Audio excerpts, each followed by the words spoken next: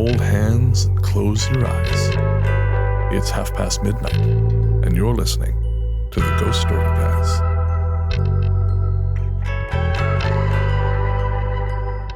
Welcome to the Ghost Story Guys. I'm Brennan Storr. I'm Paul Bestall. And this is the show where we talk about spooks, specters, and all the other things watching us from the shadows beyond the campfire. Some conversations only make sense after the sun has set, and this is most definitely one. Thanks for tuning in. This is episode number 121, and we're coming to you from that tiny mountain cabin you dream about, but can never quite reach. How are you, Paul? I'm very well. Disappointed I've lost my new roof today, but we move on. It was really a sort of a story that happened, a love story of loss and surprise that happened in the span of a few hours. It was, yes. I awoke this morning to discover that someone had delivered a new roof into my back garden, which would have been great if it was anything to do with us. And when we discovered this said new roof, some poor chap had been sent to take it from our back garden and deliver it to the correct address half a mile up the road. I was going to say, which had very little connection to your address at all. No. The only number out of the three that was similar was the number 1, but not in the right place. Well, it's an easy mistake to make. It's a very common number, Paul. I can only assume their dispatch person just sees everything in matrix code.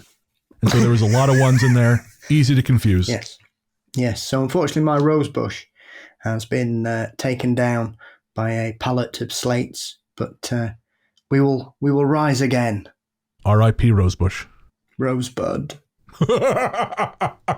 Well, speaking of movies, ask your grandparents, kids. I have a bone to pick with you, buddy. I don't believe this.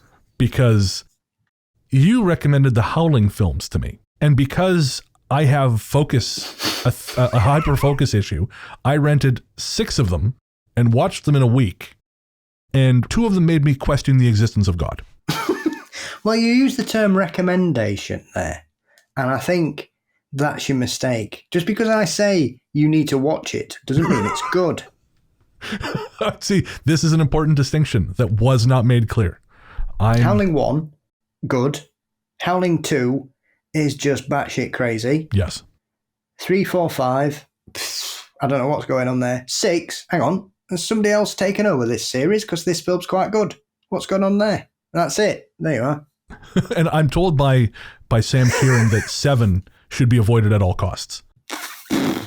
I think any film series, when it hits the latter half of a decade, you're asking for trouble, really? I'm only using the Puppet Master films as a template for that rule. I've never seen any of them, and after my experience with the Howling films, I don't know that I'm going to watch them. 1 and 3. Okay. 1 Don't and 3. Watch any of the others. Listeners, you got to hold Paul to this, because if 1 and 3 are garbage, I'm going to do a fun drive to fly over there and kick him in the balls. That's just what I'm going to do. 1's worth it for the character that walks around with a stuffed dog. Okay. I'm intrigued. It is Halloween after all. And so I'm intrigued by stuffed dog. And I want to step up to the plate for Howling 3, the Marsupials, because I actually thought that was quite a sweet, clever film. Then yes, if you're looking for movies this Halloween, The Howling 1 is a masterpiece as far as I'm concerned. Aside from some dodgy werewolf effects in the very final shot because they made some bad decisions and were out of money, it's a brilliant goddamn movie. Anyways, this is not the horror movie podcast, although at times I've tried. But I will say, yeah, if you're looking for Halloween movies, the first Howling film is where it's at. You want something bug shit crazy, like Paul says, Howling 2 is an experience you'll never forget, no matter how hard you try. I've been traumatized by six installments of this thing in a week. I think my wife was starting to wonder about my sanity because she'd go to bed and I'm sitting there with, yet another Howling film. And I think it's at one point she asked me, how many of these are there? And I just entered that permanent twilight state where I didn't remember anymore. The Howling just was everything before me and everything after me. There was nothing but werewolves. And I will say it was useful because I'm actually trying to write a book which involves werewolves. And those were instructive in what not to do. So I suppose I should thank you for that. All right. Well, as I've said about 16 times now, it is, in fact, Halloween, or it's getting very, very close. This will be the last episode that airs. Yeah, I know. Very confusing. It's pretty close to Halloween. If you play this on Halloween, then technically I will be right. And of course, Halloween for us is always Listener Stories Month, and we have another great selection of listener stories lined up. We also have our musical guest back. In addition to it being Halloween, October is Vampire Stepdad Month. And this month we are celebrating his latest release, Sanguine, which is available now at vampirestepdad.com. VSD is a great guy, and I'm very excited about the new album. The track we're going to be sharing on tonight's show is Ever-Ending Stories. And again, that's from his latest album, Sanguine. You can find that at vampirestepdad.com. But before we get to the stories, before we get to the tunes, we have to thank our patrons. This one's for the patrons. That's right, patrons. You are the Peter Cushing to our Christopher Lee. You complete us, and we couldn't do this thing without you. So, of course, we'd like to thank all our patrons, but this time around, we'd especially like to thank our latest patrons. And they are April Bathory, Kit Kenyon, Chelsea Berg, Lyda Philaday, Karen, Christine Horwitz, Harry Bird, Mary Boyer, Hubba Khan, Narrowed Eyes, Annie Tomarup. Guys, thank you so much from the bottom of our terrible hearts. This show wouldn't be possible without our patrons. It legitimately would not. And so we appreciate everyone who listens. You know, without our listeners, there's no point to doing this, but patrons especially. You guys hold a special place in our hearts, and we appreciate every single one of you. So, if you want to join the team, head on over to patreon.com/ghoststoryguys, and we'll tell you at the show about all the great shit you get when you do that. But we will say, if you don't like ads, and really, who does? Ads suck. For $1 a month, you get an ad-free feed. And again, that's at patreon.com/ghoststoryguys. All right, Paul. Almost Halloween is upon us. And so, we're going to take a quick break and we'll be right back.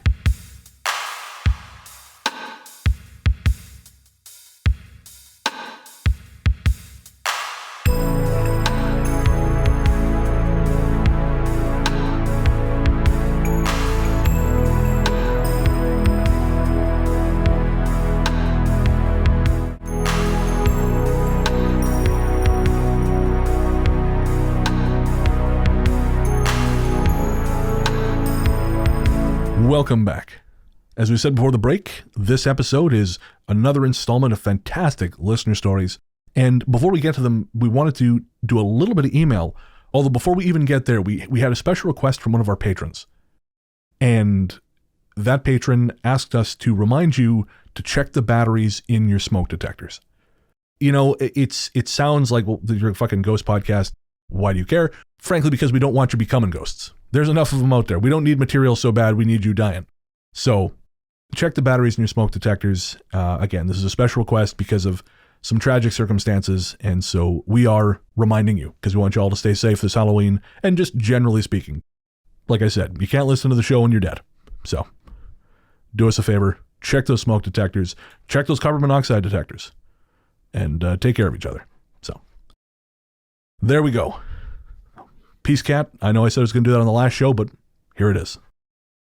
I love that people come to us with PSAs, Paul. That actually makes me happy. Yes, I agree. Because I think, these guys give enough of a shit to bother asking them. Because we do. We do give enough of a shit. Yeah.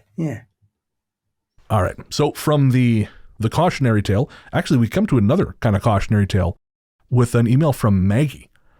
And I know we've got some people in our audience who are brujos or brujas, and I think they may be able to help us answer this. But Maggie said, I found something odd today I thought you might be able to shed light on. I was at one of my regular spots for running the dog when I came across some flour on the ground. My first thought was that someone was marking a course for hash games. I don't know what that is. But then I realized it was sprinkled and I've played hash games, but I don't think that's what you're talking about. It's usually Mario Kart. Or Call of Duty for 3 days. I think that's meth games. Oh, sorry. Yeah. Those are speed games. I get them mixed up. Anyways, back to the hash games. My first thought was that someone was marking a course for hash games, but then I realized it was sprinkled along with cracked eggs in a circle around a large oak tree. Thought it was weird, but carried on and didn't think much of it. This was a small park. I ran every trail while I was there and didn't see flour or eggs anywhere else. On my way back through, I stopped at another oak tree called the Great Oak. It's so large there's a trail just for it, and I sometimes stop and meditate or pray because, well, I don't know why. Today I left Great Oak feeling a little unfulfilled with my time there. As I headed down the trail, I saw another, slightly smaller tree and thought, yes, that's the one. I want to spend some time there. And then I saw the flower on the ground. I'd forgotten all about it, but the tree I was drawn to was the tree encircled in flower and eggs. So I don't know, but I know there is something, again, in certain religious practices about eggs. And I'm wondering if it was maybe not flour, but salt. But anyways, so if our listeners out there, if you have any ideas, shoot us a message, ghoststoryguys@gmail.com. Very curious to know. I know we'll get in touch with our regulars about this kind of thing. But yeah, thought that was really unusual. Wanted to share. Yeah, I've never come across anything like that. No. I mean, I think the fact it's oak is significant. Yeah. Given the sort of the paranormal legacy of oak. But beyond that, no, I have no idea. This next message is from Ivy, and Ivy says, I live in North Idaho, but make frequent trips down to Boise to visit my family. To get to Boise from up north, you take the highway down to New Meadows, at which point the road diverges and there are two routes you can take. One will take you through a mountain town called McCall, the other will take you through Council. The two take almost exactly the same amount of time, but the drive through McCall is more winding and can be a bit more harrowing, especially in the winter. That being said, I never travel the Council way if I can avoid it. I can't explain it, but there's an hour-ish long stretch of the journey, about from Council down to Weiser, where I have terrible, terrible intrusive thoughts like I've never experienced before. Images of awful wrecks and all the carnage that goes along with them, seeing myself driving into oncoming traffic, horrible, disturbing things like that to the point of having to pull over until I can calm down. I'm not saying that these thoughts are paranormal necessarily, but I can't explain why they occur exclusively on this particular stretch of highway. Ivy's referring to a comment I made about traveling through that part of Idaho at one point. Yeah, I stayed overnight in the little town of Council. It was very, very strange. So I had no idea why. But I know the drive from Payette to Council was very creepy. And so it's interesting to note that Ivy had the same experience. Although, weirdly, Anthony, and I'm sure he won't mind me saying this, when he was working in Victoria, he was part of a janitorial team. And there was one particular location he started refusing to go to because, Anthony's not a person given to depression, but in this one area, he would be consumed by self-destructive thoughts. It's only this one place. As soon as he left it was almost like it had a radius. As soon as he left it, he was fine.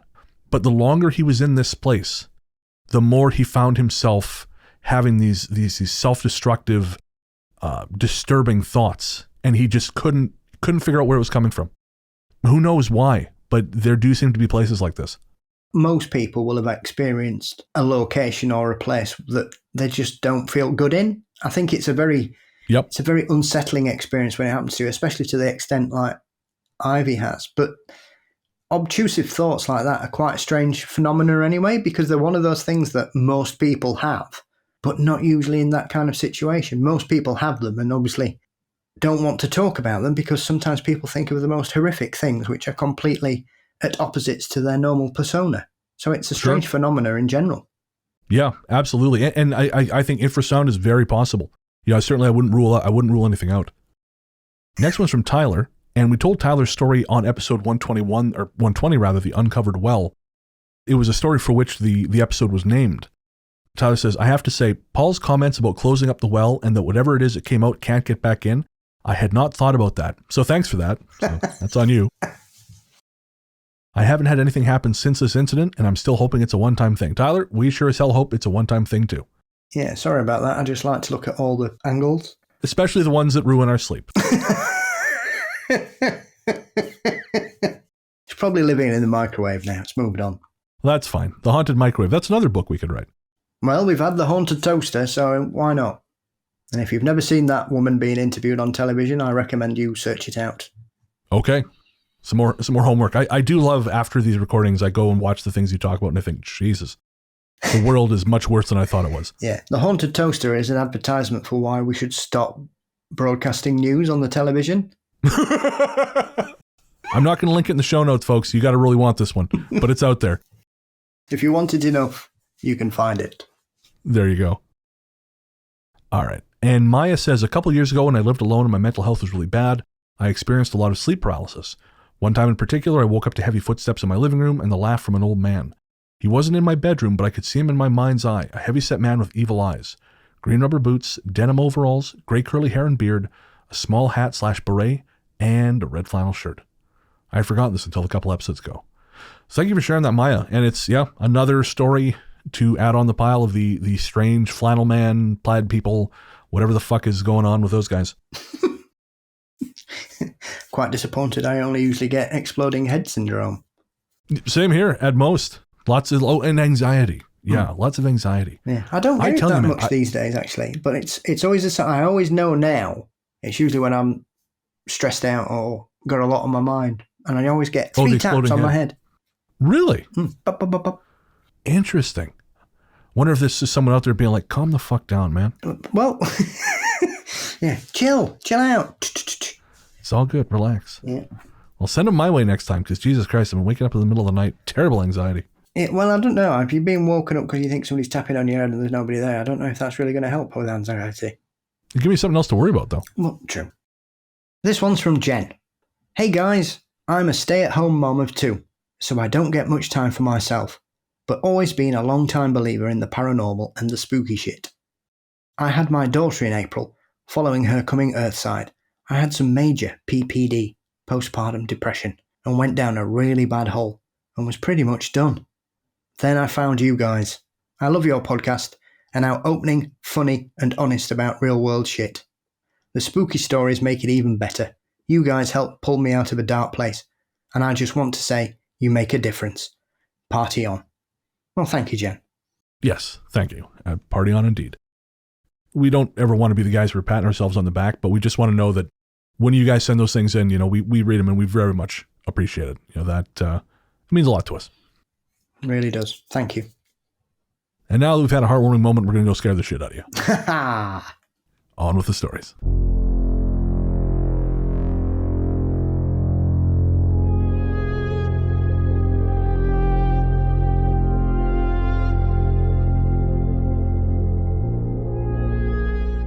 This story comes from Claire.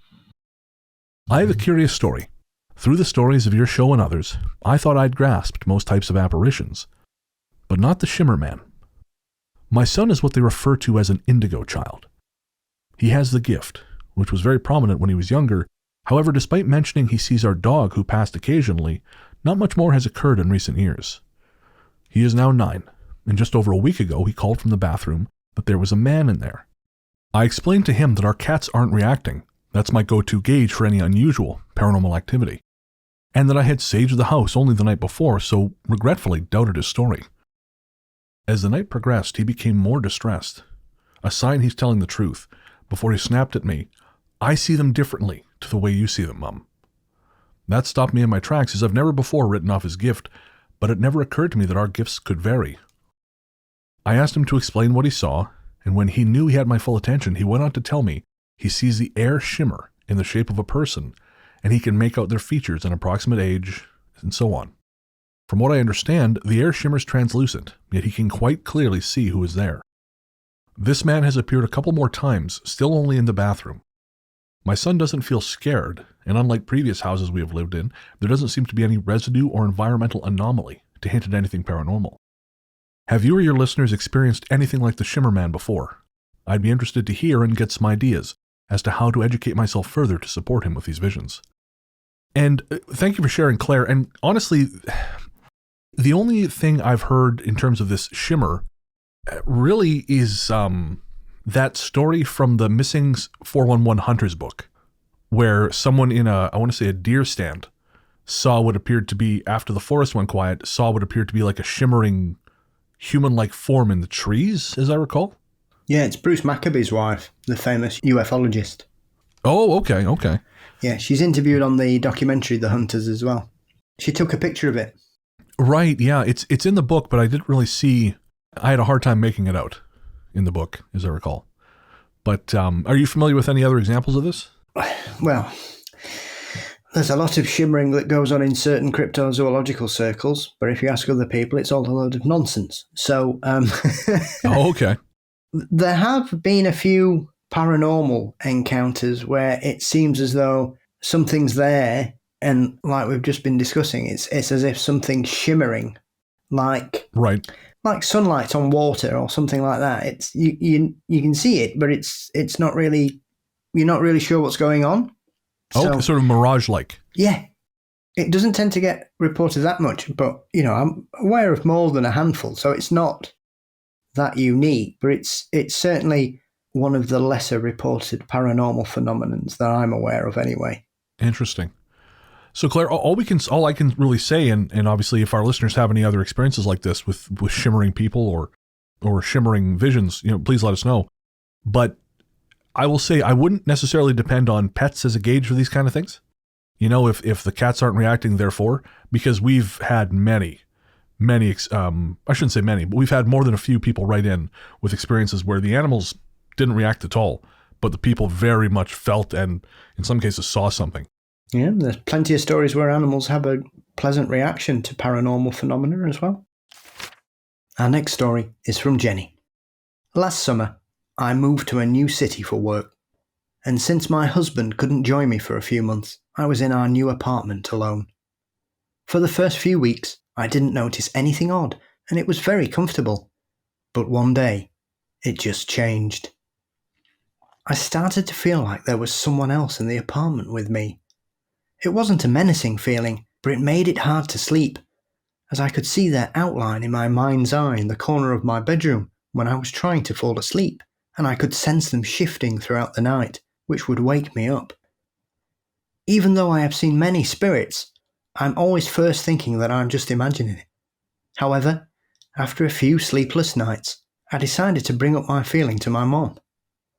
In meditation later that day, she sensed that there was a spirit of a man in my apartment. She said he died from trauma in the hospital I worked at and had followed me home, but she couldn't get him to move on.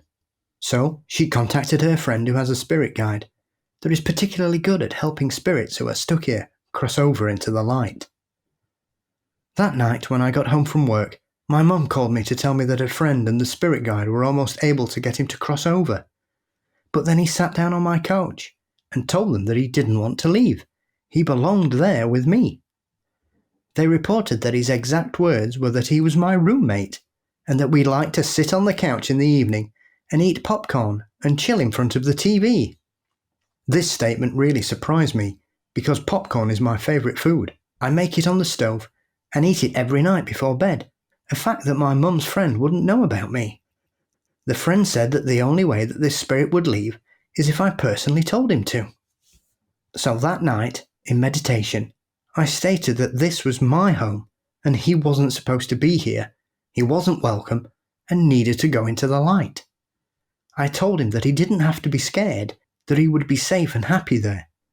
I kept repeating that in my mind until I felt his energy calm and then lift from my apartment. Now I try to remember to make a little bubble of light around myself on my way into work to protect myself from bringing home any other roommates. Yeah, Jenny, that seems like a good move because that ghost sounds a whole lot like me, and you don't want that hanging around. No, I know what's waiting for me in the afterlife. Fuck that. I'm going to stay here where there's popcorn and TV. Absolutely. At least we know ghosts like to chill. That's it. See, I think we just got to find the right ghosts, Paul, and we can have ghost buddies. We can have ghost co-hosts. It's just about finding the right people. It's like Twitter. All the ghosts we ever hear from are the really dramatic ones. We just got to sift through and find the decent ones. I think it's only a matter of time before someone launches a podcast with a ghost. If it hasn't happened already, now that we've said it, yes, it is in fact going to happen. Well, actually, there's something I've been meaning to tell you. Sweet. There's money in this. Make sure Baggins isn't listening. This story comes from Haley. I'm a high school teacher from Baltimore, Maryland, and about a year and a half ago, one of my former students turned 21, then died in her sleep from a morphine overdose. I have had several dreams about her, but in them she was her outgoing, life-loving Instagram persona. This time was very different. Because of COVID, we went to spend time with our friends at their cabin, and we stayed outside and slept in our tent. That night I had a dream that I was sitting with her on a curb. Everything was kind of foggy, and I couldn't see where we were. Well, we were just talking about art and different stuff. Then a person was walking by. At the time I recognized them, but after I couldn't remember who it was. Agnes looked at them and said, "There's someone else." I said, "Yes, they're dead too." She looked confused and then shocked as she processed what I said. "I'm dead? That's what's happening to me?" I had to calm her down and explain to her what had happened. I hugged her and told her she needed to move on, that this part was over. She was crying and I was crying and I was going to stay with her, but my girlfriend woke me up. She said I was making weird noises and it looked like I was in a nightmare. I told her about the dream, but she just thinks it was in my head. I was and still am very worried that she is stuck and can't move on. When we got home, I contacted one of her good friends, another former student, and I told him about my dream. He said I was not the only one. She has been reaching out to people and doesn't know she is dead. This friend of hers is very spiritual and has been working to help her. He said it's common for people who die in their sleep, particularly those who died from an overdose, to not know they died. I hope she can find a way to move on. Yeah, Haley, I hope so too. That's an awful thought. Again, obviously we were joking last time about, once I'm a ghost, I don't intend to move on, but, that's at least a choice. Yeah, it's not something we hear very often these days, that people are stuck. I mean, often there is this modern perception that on television shows and things that most ghosts are just hanging around because they can't go anywhere, which I've never really bought into. But when you come across an experience like that, especially the fact that Agnes is apparently reaching out to several people at once, yeah, I think that gives it a bit more credence that there's clearly something else going on here. I've heard a few times from Bob. He's at times been volunteering in a clinic, or I don't know if he's doing it now, but he was volunteering during the pandemic. And he said, there were people who obviously came in, and because in certain parts of the world, there is a lot of media apparatus put in place to make people doubt the reality of this thing. They were coming in not believing that they actually had the virus.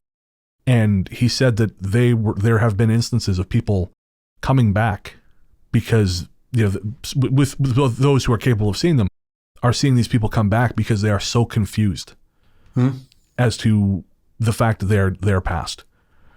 And I know there's these anecdotal reports from Japan following the tsunami and things like this. And I kind of wondered if we're going to see more and more of these stories of people who passed from this terrible virus that we've been living with now for the better part of 2 years, and who just are so confused as to how because in some cases it happens really fucking fast, and who are just not going to understand why they are where they are and what that means.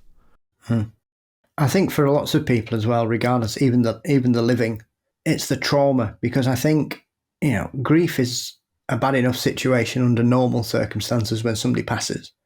But in the majority of situations, you're able to spend time with that person. You can prepare yourself for them departing, or you're aware that they may depart.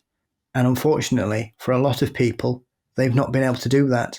So I think there's going to be a lot of people on both sides of the divide that are going to be feeling very different in the coming months and years. Yeah. And I'll be honest, that's something that actually worries me going forward, is that, we're not really a society comfortable with grief, because we've sort of, we've really sequestered the death and dying process completely off camera. That's just something it happens at a very proscribed place in a very proscribed manner. And we don't really have a great process for dealing with grief. And let's face it, the last couple of years, and really probably the next couple of years coming, as things start to even out again, there is a tremendous amount of grief, not only for the people we've lost, but for the way of life that's gone. And I just don't know that we are giving space to people to do that.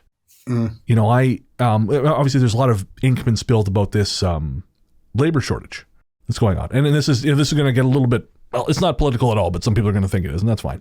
But, people are saying, well, no one wants to work anymore, and these things.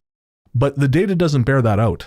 And I know Finance is the Other F Word is going to be doing an episode about this, but there is no labor shortage. It's just that the jobs are terrible. And the people who are, by and large, the people who are hiring for positions, they're still hiring the way they did before the pandemic, before people understood that life is short and that some stranger breathing on you can end your life. Basically, before people recognize their worth, like the value of their labor. What I'm getting at is a lot of these folks, they want everything to go back to the way it was. And that's not going to happen. The world has changed. And it's not to say the way it's going to be isn't going to be good. I'm sure it will be once we get established. But that way of life is gone. That way of living is gone. And the longer we pretend it's not, the harder it's going to be to adjust to the way it is now. Yeah. And I really do worry about that. I worry about our resistance to grief and to processing the tragedy of what's happened over the last 2 years. And I worry that that's going to really inhibit us going forward. Yeah, it's going to be a difficult path down the line. And I think we just need to focus on the positive things regardless of what's happened and deal with things in the way that we want to deal with them, not how, like you say, everything's gone back to normal. Well, it can never be normal again. No, that's it. It's just there. We find a new equilibrium. It's like a breakup. That's what it is. We've broken up with the way we used to live, and we got to find someone new. To wrap it up, yeah, I do worry about that. I worry about, again, just our resistance to grief and processing these things, and I worry about that hampering our ability to establish a new world going forward.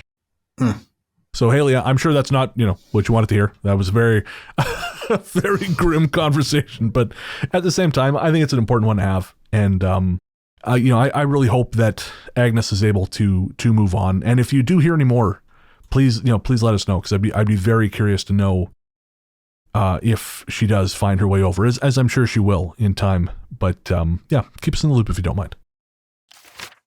This story is from Megan.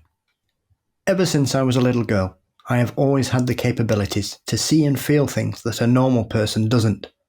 And my nana always told me that I had the ability to see and connect with spirits and the energy they give off. Being young, I always tried to turn that sense off because it was terrifying to see and feel things that weren't real. So naturally, in doing so, there was a long period of time where I didn't see or feel anything for years. It wasn't until I was pregnant with my second child that I began seeing things again, which leads me to the night where I saw not one, but two spirits in the same night, in the same room. My husband, daughter, and I were staying the night with my mother-in-law in their 2-story house on about 50 acres of land in Blanket, Texas. After our dinner and bedtime routine, we got settled down in my husband's sister's room for the night, since she was off at college. My husband gave me the queen-size bed so I could sleep comfortably, being 6 months pregnant and not able to get much rest. Him and our daughter slept on the floor that night. At around 2:30 in the morning, I had woken up to turn over when I saw a huge shadow of a man standing in the doorway. I couldn't see any facial features at all, just the silhouette. He was as tall as the door frame, didn't move, didn't speak, just stood there. I naturally thought it was my father-in-law, a tall man himself, coming to check on us, and so I fell back asleep. About an hour later, I woke up again to the sound of movement. It sounded like my daughter was tossing and turning, so I sat up in the bed and looked down to see her get up and start walking out of the room. I called at her, "Emma, turn back around and lay back down, baby. It's not time to wake up." She turned around and looked at me, and it was at that moment I realised that this wasn't my daughter. This was a little girl in a short white dress with lace on it, and had dark short hair pinned up on the side. My daughter has long blonde hair. The little girl looked at me as though she couldn't believe that I could see her. She then turned around and laid back down, right next to my daughter. I couldn't believe what my eyes had just seen, and I was frozen for a moment in sheer shock. As soon as I snapped out of it, I quickly got out of bed and moved my daughter from the floor to the bed with me. Yes, I left my poor husband on the floor. As you can imagine, I didn't sleep at all that night, and was constantly scanning the room for the little brunette girl, but never saw her after that. That morning at breakfast, I asked my mother-in-law why my father-in-law had come in to check on us that night, explaining that I saw him in the doorway to our room. She looked at me like I was crazy and said he didn't. He had slept all night and he didn't get up once. My mother-in-law is a very light sleeper and would have felt and heard him getting up from the bed. I began to tell her about the very tall man I'd seen, and she started saying that she'd seen him on and off for years. She then began to get upset, so I didn't tell her about the little girl. 6 years later, when we go there for the night, I make sure to sleep in the same bed as my daughter and son, and we keep a night light on. So thank you for sharing that, Megan. I always like a story, though, where the ghost seems surprised to be seen. Yeah, because it sort of speaks of an agency. Mm-hmm. You know, because I think we always, or not always, but we often get hung up in this notion that, and I don't think paranormal TV helps with this, that when shit happens, it's almost like it's a performance for us. Or a demon. Or, oh Christ, yeah. I'm going to start on that shit. But yeah, it's almost like it's a performance, right? It's 9 o'clock. It's time for the haunting. But this looks like someone who is just living their life. And then all of a sudden, oh shit, you can see me. And I just wonder, what were you doing? Why was it laid next to her daughter? It's almost as if the ghost wanted to lay next to the other child, as though it made them feel comfortable. Yeah, I was thinking that. Or like it's somehow another part of them. You know, like a subtle body versus a physical body kind of thing. Mm-hmm. You know, we talked on the last story about the notion of not knowing when you've passed on. Mm-hmm. And maybe that's the case. Maybe the little kid just doesn't know what to do with themselves. And there's some comfort in having another kid around. Well, yeah, I'm a big believer in the notion that ghosts get lonely. Sure. I mean, if we accept that they're people, then if they're alone a lot longer than, a lot longer than normal people would be, that would be paralyzingly lonely. Absolutely, especially if you haunt a particular property for decades. You see people come and go, live their lives, pass on, and nobody stays around to keep you company. It must be awful, really, being a ghost. Especially if you're sleeping on the floor. Because I got to tell you, when I was a kid, I could sleep on the floor. I cannot sleep on the floor now, and I just wonder if, as a ghost, you're 65, 70 years old, you're still sleeping on the floor. I can sleep on the floor. I can't get up again, but I can sleep on the floor. Okay, yeah. Yeah, fair point. More chance of getting up after being run over. Thank you very much for that story, Megan. This story is from Shannon. I have 2 stories I've been waiting to share with you for a while.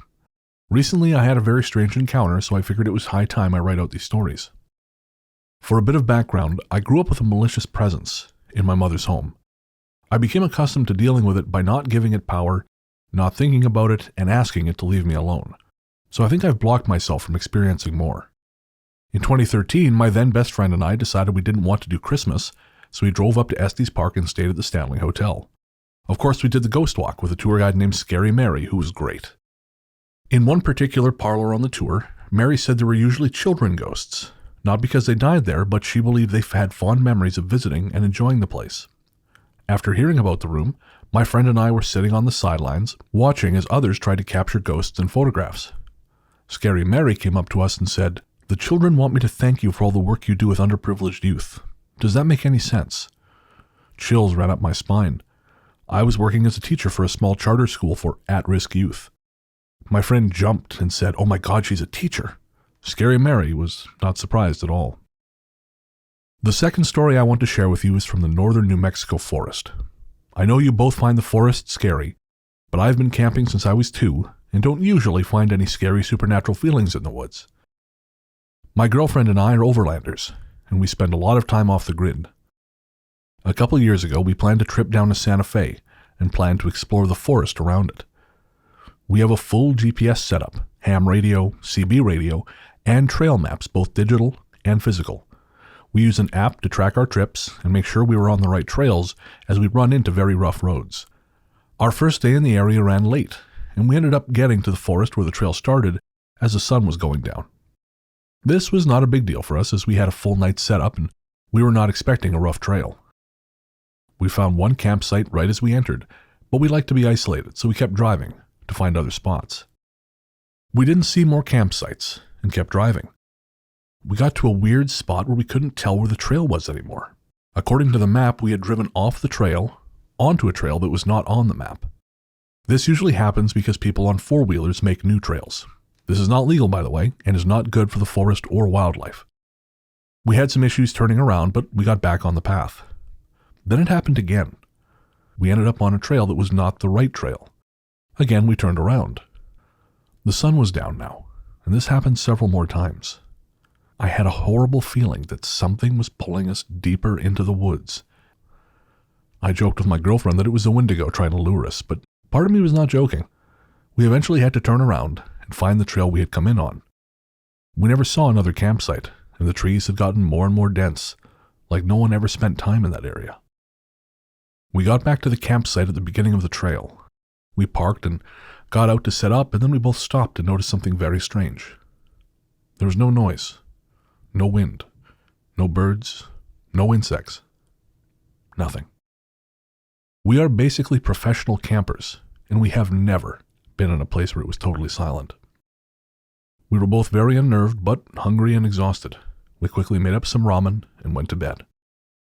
We both kept waking up, and until morning we did not hear a single thing in those woods. When the day broke, we got out of there and went to find breakfast. That is the only time I have been scared of supernatural happenings in the forest. And Shannon, quite frankly, that is a pristine example of why I do not go into the forest. Because all it takes is the one time. And in your experience with the woods, I'm just some schmuck wandering out there in the trees. You realized, I'm on the wrong trail. Bren would not have figured that out. Bren would have happily wandered down the garden path and into the maw of whatever forest horror was waiting for him.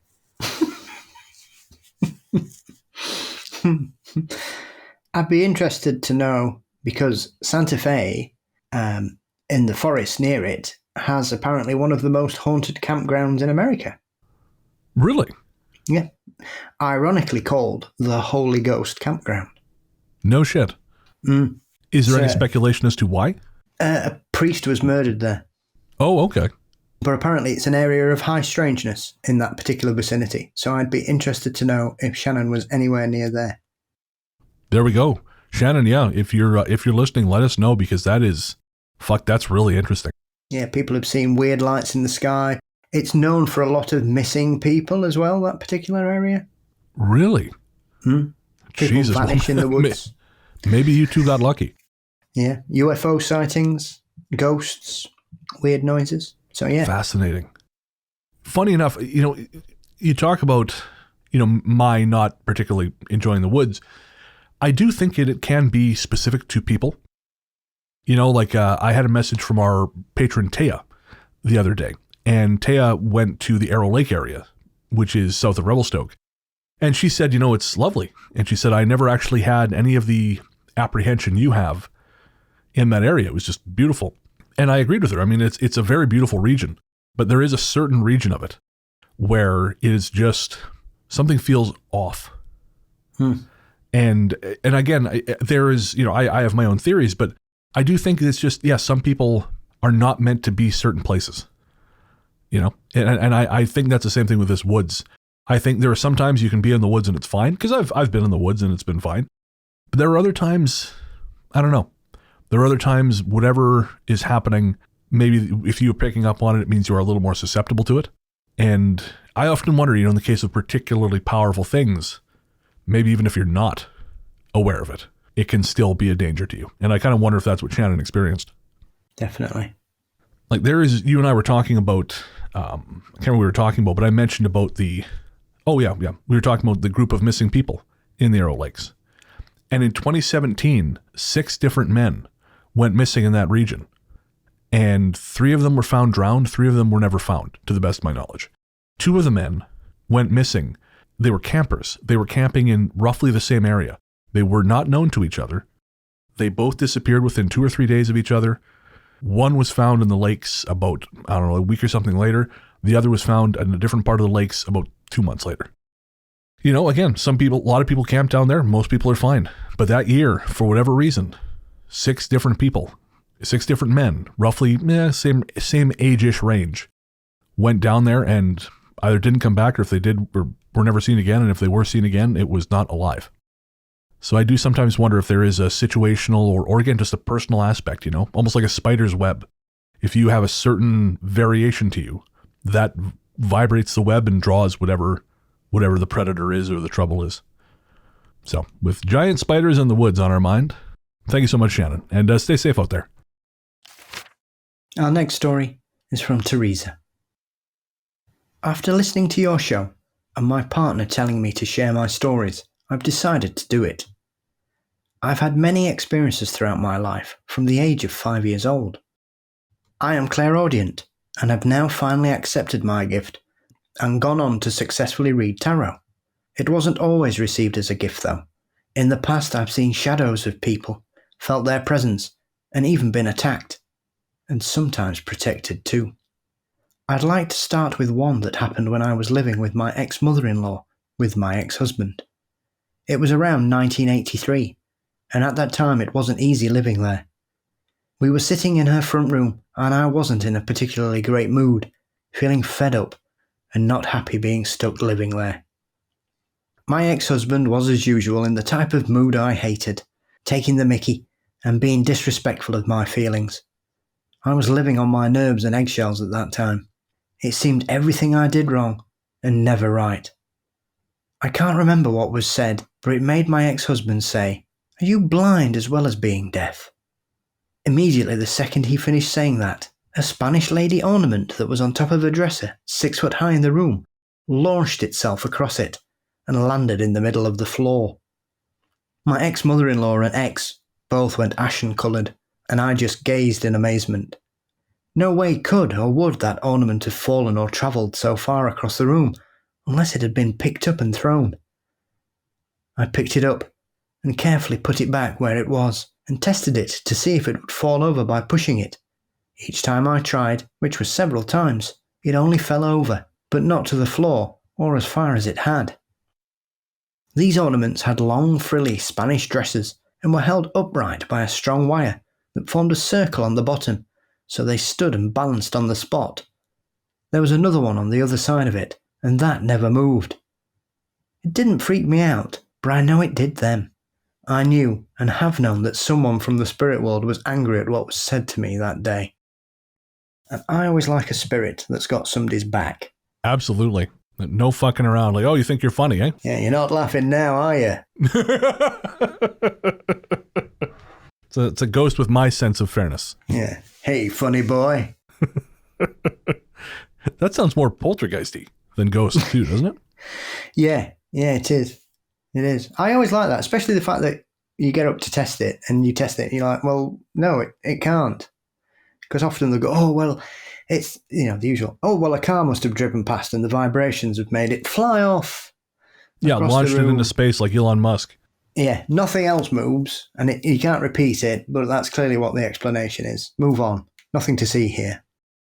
I feel like we've got another square on Ghost Story Guys bingo there. We've disbelieving husband or disbelieving partner. Yes. Angry mother-in-law. And mother-in-law. We've got. I feel like disbelieving spouse. Is that the center square? No. I think this is something we can make up. I'm certain like if we come up with a bingo card. I think we should. We should offer it out to the audience to create a Ghost Story Guys bingo. Absolutely. Listeners, send us an email, ghoststoryguys@gmail.com. Let us know what should be squares on the Ghost Story Guys bingo card. Because I think, I feel like there's enough there to fill out an entire bingo card. Bren says something inappropriate. Paul mentions Bigfoot. There should be several squares for that, I feel like. That could be the center square. Paul mentions Bigfoot. No. It's always the disbelieving husband or male partner. For me, it's one of those. Even as listening to the show as long as I have, these men. Yeah, we've only had disbelieving wives a couple times. I think. I think it's usually disbelieving dudes. Yeah. We're all a little bit like the judge in Blood Meridian.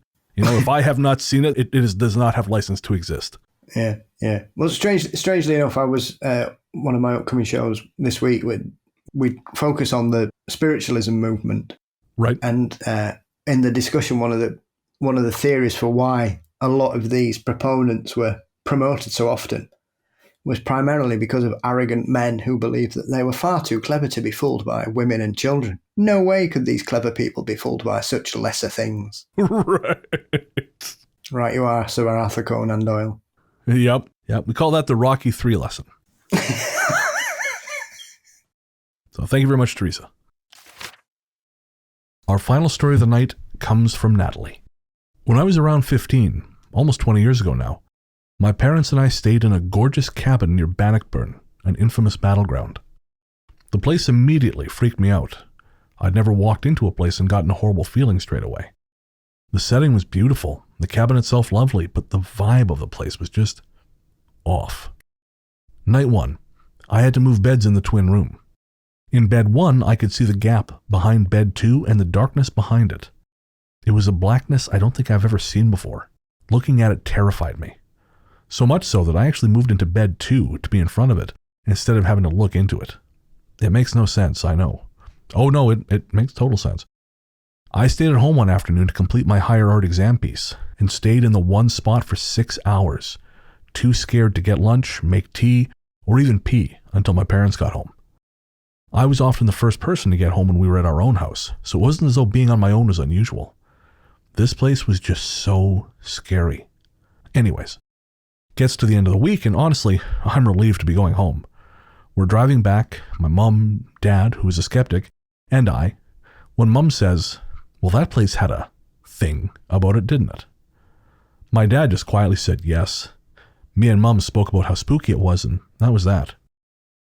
A few months later, my mom revealed she'd seen a soldier, bayonet, gun, full green uniform, standing at the edge of her bed, staring out the window at the fields below. She woke up, looked straight at him. He stared her right in the eye, then looked back at the window. She said she was equally terrified, and somehow not. My dad, ever the skeptic, had a perfect description of the soldier. He had seen him 2 nights in a row. The soldier had been standing at the end of their bed when my dad woke up. They also exchanged a look, and my dad said he felt a little scared, but mostly like the soldier was watching over them. Their experience was wild, but lovely. I still think there was something far more sinister in my room there. We've spoken about it many times since, and my dad's also had another couple of experiences since then, so he is now fully on Team Spooky Bitch. And that, Natalie, Team Spooky Bitch is now possibly the favorite thing I've ever said on this show. I, too, am Team Spooky Bitch. Yeah, you've got to watch those battlegrounds in Scotland. They are strange places. Yeah, that sounds intense. Have you heard other stories about battlegrounds up there? Yeah, I had a very odd encounter at Glencoe. Oh, of course, right. Yeah. As we were talking earlier about being places where you feel deeply uncomfortable, I've never got my head around that. We were supposed to stay there for 2 nights and we left after 1. I just didn't get a wink of sleep, just couldn't settle at all. Didn't like it whatsoever. Yeah, just felt off. It was just very uncomfortable. I didn't feel like I could let my guard down. It was peculiar. Right. I mean, from what Natalie's saying here, that was her experience, but she had no choice but to stick around for a full goddamn week. Yeah. And Natalie, you talk about the, you said something about the darkness, makes no sense. And I said it does. And the reason it does is because I've heard stories of this before from other people, actually in the UK as well, although not in Scotland. But yeah, this sense that there's something about the darkness that you don't want to look at it too closely. Almost like there's something looking back, but you're not, you just can't quite make it out. So that's not as unusual as you might think. All right. So, like I said, that was our last story for the night. Thank you so much to everyone who wrote in. If you've got a story you want to share, send it to ghoststoryguys@gmail.com. And if you do send us an email, please know I read everything you send. The really nice stuff I pass along to Paul. If there's any shitty stuff, that just gets deleted. So don't waste your time. And the only thing is you may not hear back. And that's just because I am really shit at keeping up with email. But believe me, it's not a judgment on you. So if you send us an email, trust that I have read it. And yeah, please don't be discouraged if I don't write back. Again, it's not because I don't want to. It's because I am lousy at correspondence. Yeah. He doesn't even respond to my email, so don't worry about it. See you here, buddy. I'm going to lose emails. By God, I'm going to lose all the emails. Not just yours. And yeah, if you want to get in touch again, ghoststoryguys@gmail.com is the way to do it. And yeah, we're going to take a quick break and we'll be right back.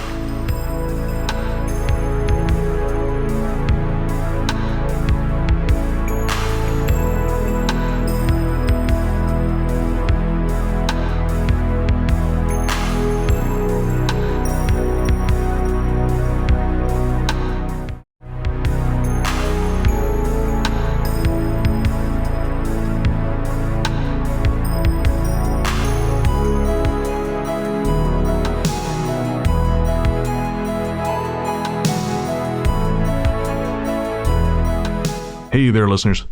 Before you reach for that skip 15 seconds ahead button, I promise you this isn't an ad. We wanted to take a minute to talk to you about mental health. On this show, I've always tried to be as honest and open as possible about my struggles with depression and anxiety, because even though we've come a long way towards acknowledging the very real damage these things can do, there is still way too much lingering stigma about reaching out for help. And when you start to feel like there's no help, it's easy to start feeling like there's no hope. But Paul has joined me today to remind you there is always hope and there's always help. We're not going to try and talk you out of self-harming right now, because we know that's not how it works. Instead, what we wanted to do was tell you something now and hope that should things get bad, you'll remember it and make a phone call or send a text message before you make any permanent decisions. As someone who knows all too well just how important mental health can be, it's never too late to reach out. In Canada, the number to call is 133-456-4566. In the USA, the number to call is 1-800-273-8255. In the UK, the number to call is 116-123 or text SHOUT, that's SHOUT, to 85258. In Australia, the number to call is 131114. However bad shit seems, it will pass. And no matter what your brain might be telling you at any given moment, and believe me when I say I know this intimately, there are people who love you and people who care deeply about how you treat yourself. Should a time come when you find yourself despairing, please know that we've both been where you are, and there is a way back to the world. Take care. Welcome back. Thanks as always to Luke, Sarah, and Anthony, and everyone else who's part of the Ghost Story Guys family. And don't forget to check out Luke's podcast, Luke Lore, available everywhere fine podcasts live. Thanks also to you, my friend and co-host, the great Paul Bestel, the paranormal Johnny Carson, host of Mysteries and Monsters. What's coming up on M&M, Paul? What isn't? Yeah, no fucking kidding. So yeah, I decided to have the really clever idea of releasing some extra episodes for October because, I haven't got enough to be doing in my real life. So I've got author and historian Mark Hartzman, and we're having a good chuckle about spiritualism. We've got the return of Ruth Roper Wilde, talking about some of her favourite stories from These Haunted Times Volume 2. And then I've got an episode that I am deeply excited about where I am joined by Larry Arnold and we talk about spontaneous human combustion. Yes, that is going to be a great show. Yeah.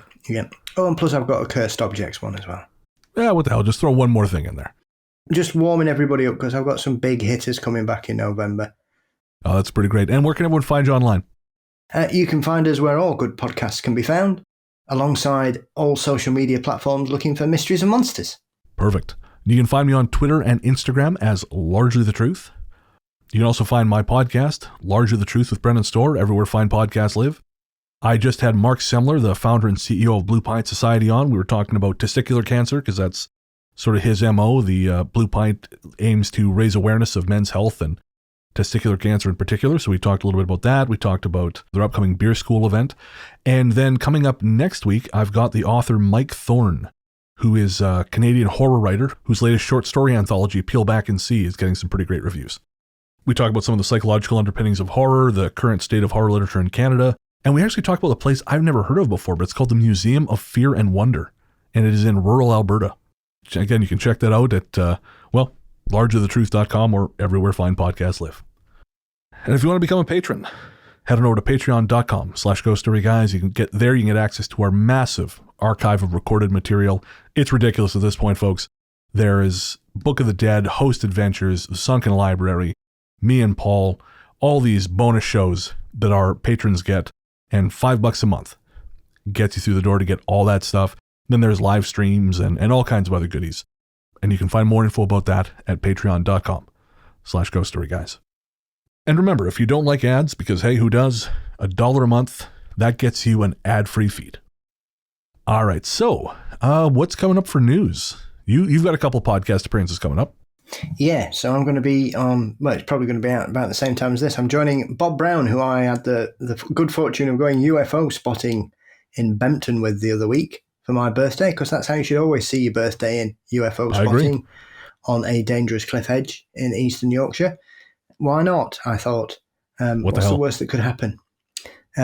So yeah, we've got that coming up, and a couple of other appearances, and just carrying on doing what we're doing and wanting to know how I can get hold of a paranormal hunting greyhound. Yes, if you're not sure what we're talking about there, check that out on our Facebook page. Rather odd that its name's Bond as well in the current advertising heavy climate that we're in. Yes, that is true. Actually, my first visit to the cinema since March of last year will be to see No Time to Die, the latest 6-hour installment or something in the new Bond franchise. I don't know. My friend likes James Bond, so. And if you want to hear me and Paul talk about how shit most James Bond movies are, that is also in the most recent episode of me and Paul.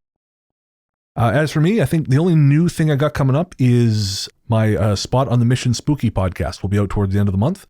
We talk about Tommyknockers and mind ghosts, and I think that's it. A huge thanks again to our musical guest, Vampire Stepdad. The song you're hearing on this episode is Everending Story, and that's from his latest album, Sanguine, which you can find at vampirestepdad.com. And if you're not familiar with Vampire Stepdad, make sure to check out his back catalog. He's an extraordinarily talented composer and performer. I love his stuff. His album, Love Bites, is perfect.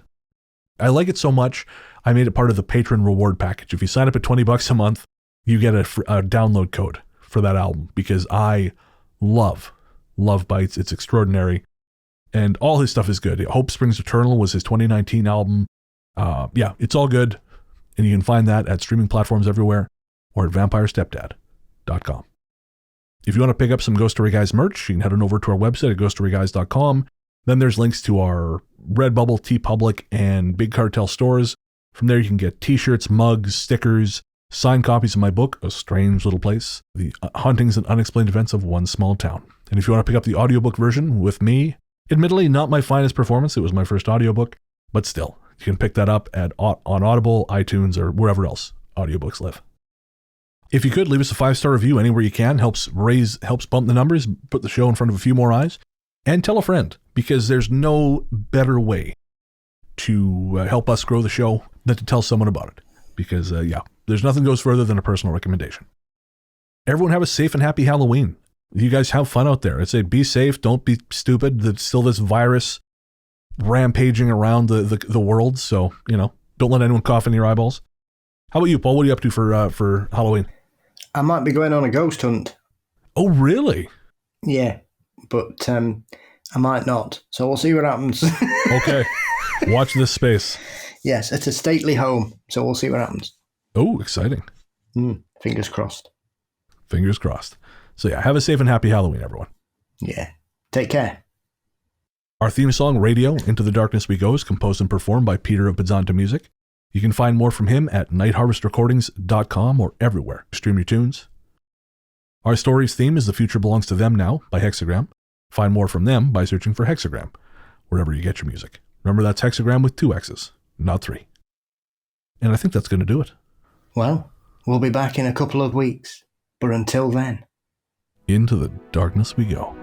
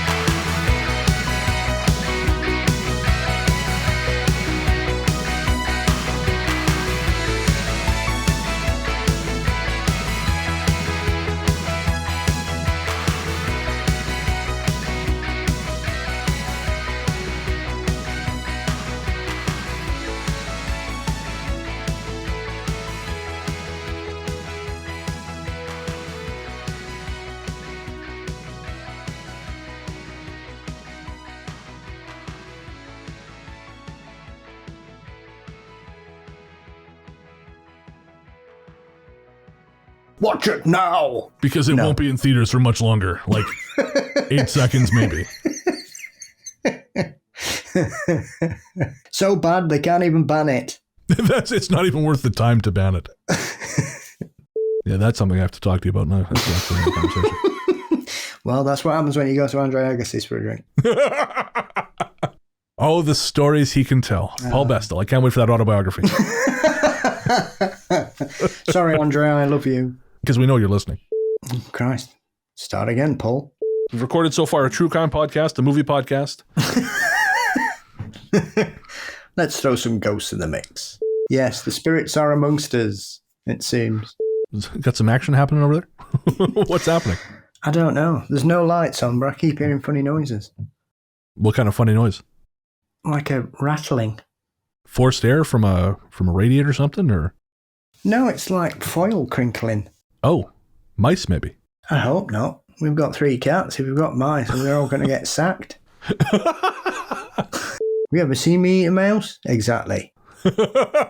What's that? It's a teppanyaki. This is cat teppanyaki. They bring you the mouse and then you grill it up in front of them. There's someone sawing right outside my window. Is he wearing a plaid shirt? No, just some shitty t-shirt. I can't even get the benefit of ghosts. How do you know he's real? Oh, I'm certainly not going to ask him. Excuse me, are you dead? I'm dead inside. My wife's left me. Can't save me. Do you like the way the light shines off my head? Is that it? I do. It's very majestic. I've been noticing that. It keeps making me look like I've got a spray tan on my head today. Good for you. It makes me look like I've got about 16 walnuts packed into my jowls. That's what I'll do. I'll start a YouTube channel. Do it, baby. £20 a month for half a meg. It's Britain's best broadband. Woo! You can stream exactly 1 Netflix. You may say that it's mental illness, but I'm telling you it's possession. No, it's mental illness, mate. Leave these people alone and get them the proper help they need. You know, I mean, let's not be hasty here.